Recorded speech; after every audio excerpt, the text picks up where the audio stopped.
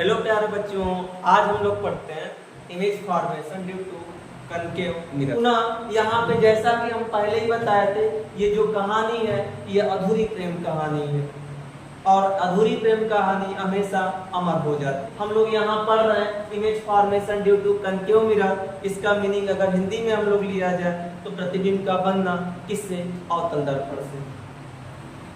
अब अवतल दर्पण से प्रतिबिंब का बनना रटने में बड़ी प्रॉब्लम होती है, तो इसलिए हमने इसको सेटअप किया एक अधूरी प्रेम कहानी पे। इसमें अधूरी प्रेम कहानी का मतलब ये, इनका प्यार क्या हो जाएगा? अधूरा। हम अपने इस कहानी में लेंगे प्रेमी को ऑब्जेक्ट और प्रेमिका को इमेज लेंगे। शुरू में क्या होता है? होता क्या है? शुरू में जैसे ही कोई मूवी स्टार्ट होती है तो उसमें होता क्या है कि अभी प्रेमी प्रेमिका का कोई वजूद ही नहीं होता।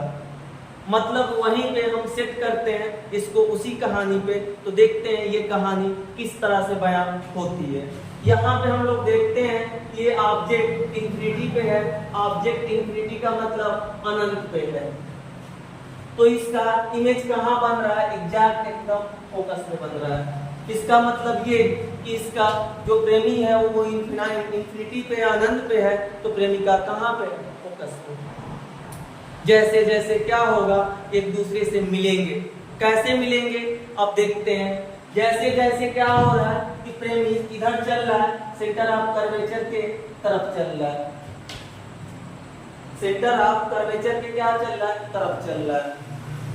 वैसे वैसे इसकी प्रेमिका फोकस से हट के कहाँ जा रही है? उसी के तरफ जा रही है, सेंटर ऑफ कर्वेचर की तरफ। मतलब प्रेमी सेंटर ऑफ कर्वेचर की तरफ, तो प्रेमिका सेंटर ऑफ कर्वेचर की तरफ। दोनों एक दूसरे को अप्रोच कर रहे हैं। जैसे जैसे अप्रोच कर रहे हैं वैसे वैसे एक दूसरे की तरफ जा रहे हैं। जैसे ही ये दोनों पहुंचे कहाँ पे?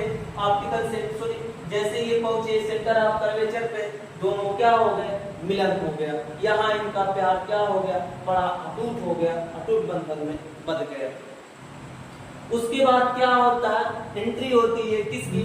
विलन की। मतलब हम लोग जैसे नाम देते हैं खलनायक की। अब खलनायक करेगा क्या? भाई यहाँ पे खलनायक क्या करेगा?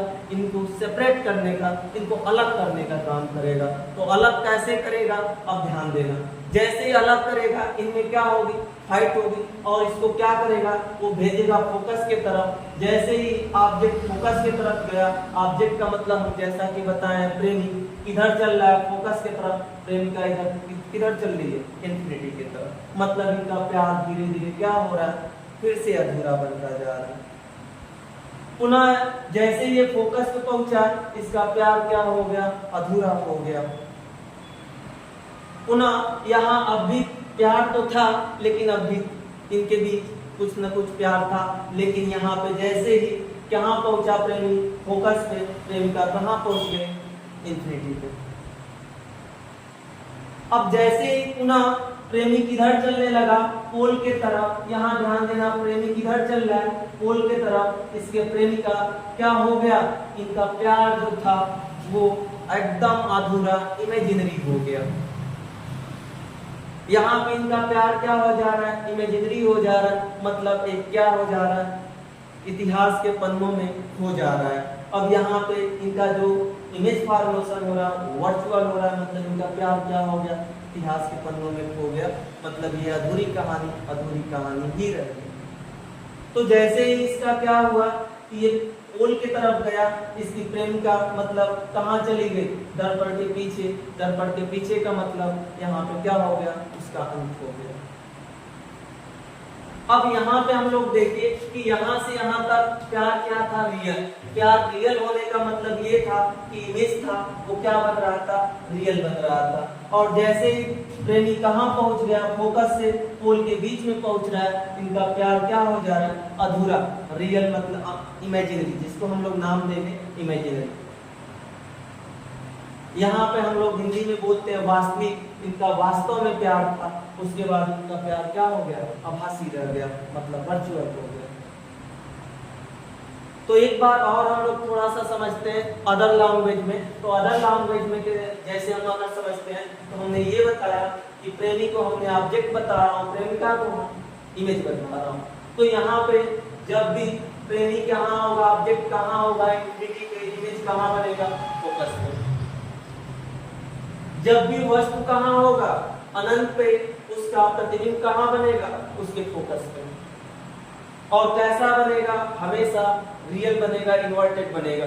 एक बात ये साथ ध्यान दीजिए कि जब भी इमेज का फॉर्मेशन रियल होता है, हमेशा इन्वर्टेड बनता है इमेज। उसके साथ जैसे जैसे ऑब्जेक्ट कहाँ जा रहा है, सेंटर ऑफ कर्वेचर की तरफ, मतलब वस्तु सेंटर ऑफ कर्वेचर की तरफ जा रहा है, वैसे वैसे उसका प्रतिबिंब इमेज इधर जा रहा है, सेंटर ऑफ कर्वेचर की तरफ। मतलब ये कि जैसे जैसे प्रेमी इधर चल रहा है सेंटर ऑफ कर्वेचर की तरफ, उसका प्रेमिका कहाँ चल रही है, वो भी सेंटर ऑफ कर्वेचर की तरफ चल रही है।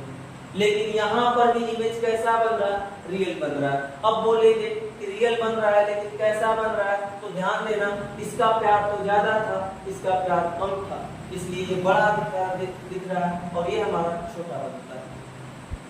तो यहाँ पर भी इमेज अगर रियल बन रहा है तो क्या बन रहा है, इन्वर्टेड बन रहा है। जब भी इमेज रियल बनेगा, हमेशा कैसा बनेगा, इन्वर्टेड बनेगा। अब यहाँ पे इन दोनों का मिलन हो गया, किसका, प्रेमी और प्रेमिका का। जैसे इनका मिलन हो गया, वैसे ही एकदम सेम साइज का इनका प्यार, मतलब इक्वली डिस्ट्रीब्यूटेड हो गया, एक दूसरे का मिलन हो गया। यहाँ पर भी ये कैसा बना रहे हैं, रियली बना रहा है। पुनः ये कहाँ चल रहा है, प्रेमी फोकस के तरफ, प्रेमिका कहाँ चल रही है, इंफिनिटी की तरफ। मतलब ये कि यहाँ पर भी इमेज कैसा बन रहा है, रियल ही बन रहा है। मतलब जो हम प्रतिबिंब बना रहे हैं वो कैसा बना रहे हैं, वास्तविक बना रहे हैं। हाँ, यहाँ पे खास बात ये है कि जो प्रतिबिंब की साइज होगी वो ऑब्जेक्ट के साइज से क्या होगी, बड़ी होगी, जबकि ये इधर केस में हमेशा क्या होगा, ऑब्जेक्ट से प्रतिबिंब की साइज छोटी होगी, जबकि यहाँ पे इक्वल साइज की होगी, क्योंकि यहाँ पे दोनों क्या हुए थे, मिले थे, इनका प्यार क्या हुआ था, इक्वली डिस्ट्रीब्यूटेड। अब जैसे ही ऑब्जेक्ट कहाँ चला गया, फोकस पे, मतलब जो स्थान प्रेमिका का था वो स्थान प्रेमी ले लिया, तो प्रेमिका कहाँ चली गई, इंफिनिटी पे चली गई। मतलब इनको विलेन क्या कर रहा है, सेपरेट कर दे रहा है। और जैसे ही अब ये कहाँ चला, पुल के तरफ, इसका प्यार क्या हो गया, अधूरा हो गया। प्रेमिका कहाँ चली गई, हमेशा दर्पण के पीछे, मीन्स जो हमारा कंकेव मिरर है उसके क्या हो गई, पीछे चली गई, बिहाइंड द मिरर। तो वन वे में अगर हम लोग समझते हैं तो कुछ इस तरह से भी समझते हैं कि when object infinity its image formation always at a focus, when object moves towards to center its object moves towards to focus to center, means इसका इमेज कहाँ मूव कर रहा है, फोकस से सेंटर के बीच में मूव कर रहा है। तो इस तरह से हम ये कहानी बताएं, जिसमें हम लोग उम्मीद करते हैं कि ये कहानी आपको अच्छी लगी होगी। अगर ये कहानी आपको अच्छी लगी, अगर आप इससे कुछ सीखे, इससे समझे, तो इस वीडियो को लाइक करें, शेयर करें और सब्सक्राइब करें। उम्मीद करते हैं कि आप ये वीडियो बहुत अच्छी लगी होगी। ऐसे ही हम मनोरंजन के साथ और वीडियो लेते आते रहेंगे। तब तक के लिए धन्यवाद।